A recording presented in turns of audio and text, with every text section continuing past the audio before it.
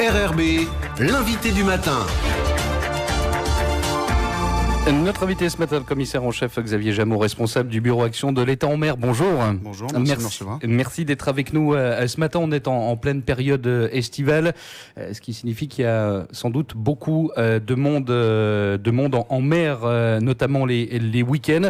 Est-ce que ça change quelque chose pour vous dans votre travail au quotidien, cet afflux de personnes en mer ? Bien écoutez, d'abord statistiquement, effectivement, plus il y a de monde en mer et plus on a de possibilités malheureusement d'avoir des alarmes en mer et des alertes et des détresses. Par ailleurs, on voit bien que cette année, on a une météorologie qui est tout à fait singulière, Oui. avec un vent assez établi et des rafales qui montent assez vite en puissance et qui peuvent surprendre assez rapidement les usagers de la mer. On a parlé ces derniers jours de ces personnes décédées à Yaté, à Ouvéa. C'est quoi ? C'est malheureusement la loi des séries ? Alors oui, probablement, il y a un effet, malheureux et un petit peu fortuit à cette conjonction de drames. Ça rappelle quand même effectivement que il faut toujours avoir un doute raisonnable et une forme d'inquiétude quand on prend la mer. Prendre la mer, c'est jamais quelque chose d'anodin. Là, je préjuge de rien par rapport aux circonstances évidemment de ces drames qui nous ont frappés. Mais il est clair que la météo joue un rôle, y compris près du rivage. Parfois, on peut se faire surprendre. Se méfier de la mer, même si on semble bien la connaître et qu'on a l'habitude d'être usager, j'allais dire, de la mer. Il faut toujours se méfier de la mer. Oui, je pense que s'il y a un message effectivement à faire passer, c'est que si on se sent trop en confiance, c'est probablement qu'on ne s'est pas posé les bonnes questions quand on prend la mer. Regarder la météo, avoir un moyen de donner l'alerte, c'est véritablement décisif quand on s'apprête à prendre la mer. On peut toujours se faire surprendre et on est malheureusement véritablement un jouet des circonstances quand la mer se décide à se fâcher un petit peu. Un mot sur le MRCC que tout le monde connaît. C'est combien de personnes qui travaillent au MRCC ? Donc c'est une petite dizaine de personnes Ouais. qui assurent un service 7 jours sur 7 et 365 jours sur 365, 24 heures sur 24 également, je le rappelle. Donc c'est composé à la fois de fonctionnaires de l'OPT qui gèrent Nouméa Trafic et de marins qui assurent donc la surveillance et aussi la coordination des opérations de secours. C'est ce que j'allais vous dire. Votre rôle, c'est quoi ? C'est vraiment de coordonner les opérations de secours, le cas échéant ? Oui, alors le premier rôle, c'est un rôle de veille, pour savoir un petit peu au maximum de nos possibilités ce qui se passe sur l'eau.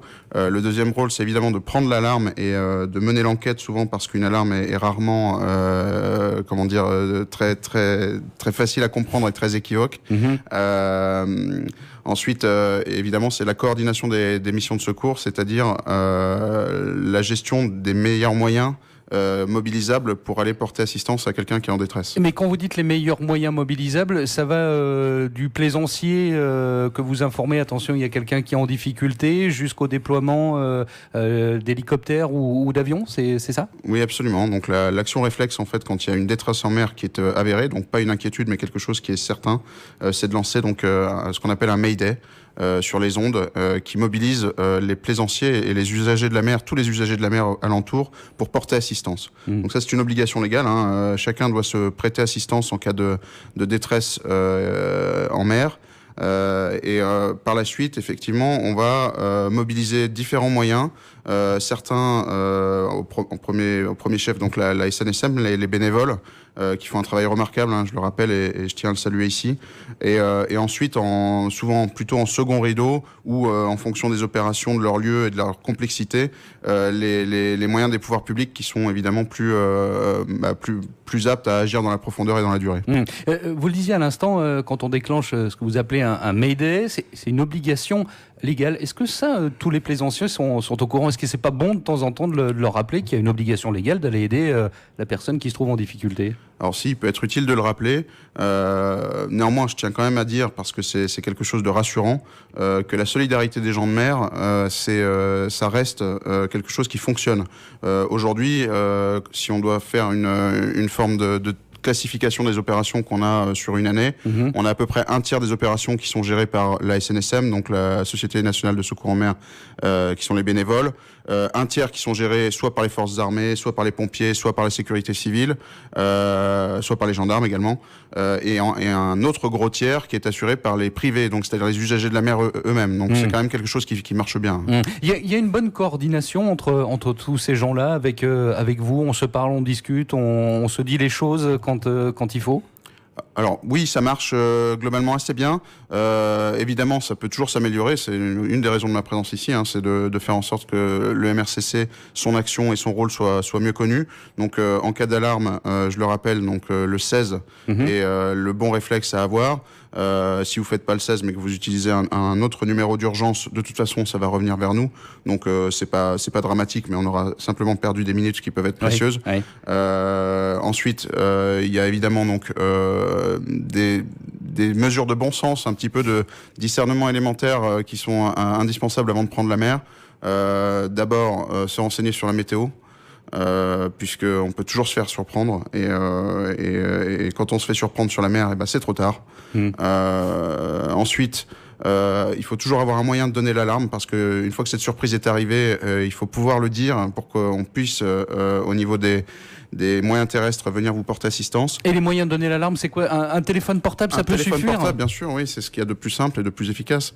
Il y a aussi un autre moyen qui est absolument essentiel et qui peut véritablement être décisif dans la conduite d'une opération de secours, c'est si vous avez prévenu vos proches de vos intentions et de ce que vous alliez faire. Parce que souvent, le téléphone portable, il peut tomber à l'eau, et à ce moment-là, on va être dans une situation d'incertitude, d'inquiétude, et on va pas savoir trop où chercher. Donc évidemment, si vous avez dit à vos proches quand est-ce que vous partiez, où est-ce que vous partiez, quand est-ce que vous comptiez revenir, eh bien on ira vous chercher de la façon la plus rapide qui soit. On peut sauver des vies en gagnant du temps, en prévenant sa famille. Voilà, je vais aller faire un coup de pêche sur tel îlot, je compte rentrer à tel moment. On peut vraiment sauver des vies. Bien sûr, le temps c'est déterminant. On aurait tendance à se dire qu'ici l'eau est chaude et que on va pas tomber en hypothermie immédiatement, mais malgré tout, le temps c'est un facteur qui est absolument décisif dans la manière dont on conduit les opérations de secours. Est-ce qu'il y a d'autres bons conseils à donner pour les gens qui s'apprêtent peut-être le week-end prochain, s'il fait beau, à sortir en mer, peut-être en famille avec les enfants? Je l'ai dit, donc la météo évidemment, vérifier son matériel, parce que on observe quand même parfois sur l'île des sorties en mer avec des matériels qui sont pas toujours très adaptés, pas toujours en très bonnes conditions, pas toujours non plus suffisamment alimentés en carburant, etc. Donc la problématique des gilets de sauvetage, on en a parlé également. Les équipements de sécurité, bien sûr. Donc ça rejoint un petit peu ce que je disais sur la capacité de donner l'alarme, donc d'avoir des fusées de détresse, des gilets de sauvetage, etc. Donc ça c'est évidemment essentiel. C'est vrai que c'est du bon sens, il y a un côté un petit peu sens commun dans ces rappels-là, mais on observe malheureusement trop souvent une forme de légèreté dans les départs en mer, et c'est pas ce qui facilite nos opérations par la suite. Selon vous, en Calédonie, on est de bons usagers de la mer, ou il y a encore un peu de boulot? C'est difficile vous allez me coincer dans le coin là. Non, c'était pas le but.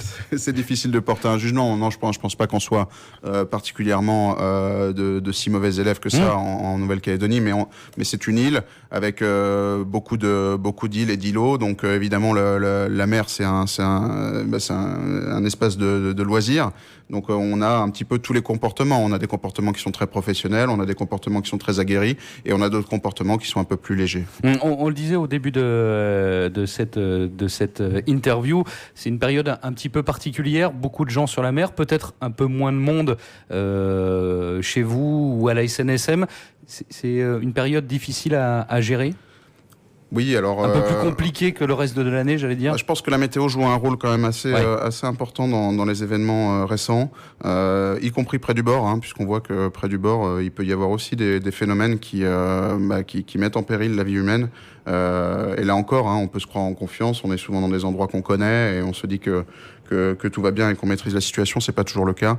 Par ailleurs, il y a en Nouvelle-Calédonie un facteur aussi géographique, puisque en province sud, globalement, on a des moyens qui sont assez nombreux. Oui. C'est beaucoup moins le cas en province nord, c'est beaucoup moins le cas dans les loyautés, où il faut composer avec les moyens disponibles et c'est parfois un petit peu difficile. Ouais. On va rappeler peut-être ce numéro. On connaît tous le numéro de la police, c'est le 17. Le numéro des pompiers, c'est le 18. On connaît peut-être moins le 16, mais il est important le numéro à composer. Oui, le 16, donc en toutes circonstances, soit sur le portable, c'est un numéro gratuit, je le précise, soit sur la VHF également, donc la VHF 16.